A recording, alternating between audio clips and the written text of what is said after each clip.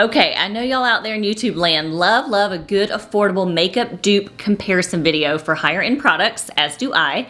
So in today's video, I'm sharing with you a pretty darn good cheap dupe, $10 to be exact, for the mega popular Amazonian Clay Matte Palette from Tarte that retails for $42. And as you're watching this, I have the dupe palette on one eye and the Tarte palette on the other, and I'm pretty sure you can't tell much of a difference, right? You certainly can't tell a $32 difference between my eyeballs. So allow me to show you just how similar this $10 dupe palette is to its higher end $42 friend. Now our dupe palette comes from the e.l.f. Cosmetics Mad for Matte Nude Mood Shadow Palette that retails for $10. She contains 10 shades and they are, of course, all matte with no shimmers.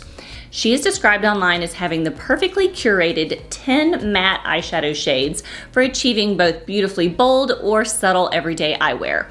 And I would absolutely agree with that statement. I reach for this cheap palette for many of my makeup moods.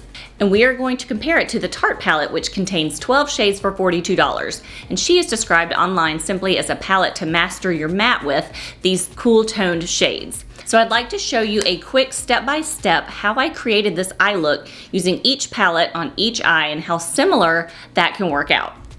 I can show you and tell you the shade name of the Tarte pans I'll be wearing. However, with the cheaper e.l.f. palette, there are no specific names attached to each shade, which maybe that takes down the cost not to hire someone to name each shade. I don't know, it's just a guess. But of course, before we start any shadow placement, I do already have an eyelid primer applied. So because I would never do my eyeshadow without a primer first, let's just be real. I'm starting the shadow along the brow bone and I'll be placing the shades Supermom and Free Spirit from Tarte blended together. Then on the other eye, I'll be using the first ivory shade in the e.l.f. pan. Next, I'm moving on to the shade Caregiver, which is a super pale pink from the Tarte palette, and placing it from my lash line to my crease, and similarly doing that with a similar pale pink from the e.l.f. palette. I feel like the Tarte one leans a bit more lilac, but just ever so slightly more lilac. Now I'm going to play up my crease area on the outer corners of my eye with the light brown shade of Wanderer. And then I'm gonna pop on Power Player from Tarte to deepen it, which is a taupe gray shade. And then of course doing the similar step with an exact light brown shade from the e.l.f., then mixing the very gray shade with a lighter taupe from the e.l.f. palette. Now instead of using an actual eyeliner, we are going to keep moving on with only using shadows and using the chocolate shade Multitasker from the Tarte palette and mix it with my MAC Fix Plus spray to make it into an eyeliner on the upper lash line. I'll do the same mixologist thing by mixing the darkest shadow from the chocolate brown shade from e.l.f. to get a similar vibe. And I go back in also with these same exact shades, dry though, and a crease brush to blend the winged liner in with the rest of the shadows so it isn't hanging out there on its own.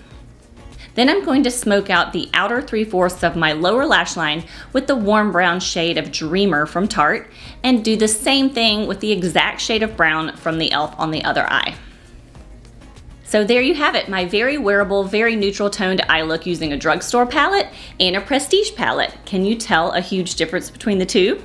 Now when it comes to pigment payoff, I gotta say the e.l.f. rivals the Tarte. I can't tell much of a difference between the two at all.